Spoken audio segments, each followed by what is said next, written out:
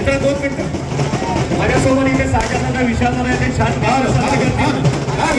आपण जरा दोन्ही हात टाळ्या आणल्या पाहिजे. स्वतः विधान परिषदेचे आमदार अमित दादा बोरखे पुणे शहर जिल्हा मातंग समाजाच्या वतीने अमित दादा बोरखे यांचा सर्च यांच्यासाठी महाराष्ट्राच्या प्रसिद्ध गायक एक गाणं म्हणतील.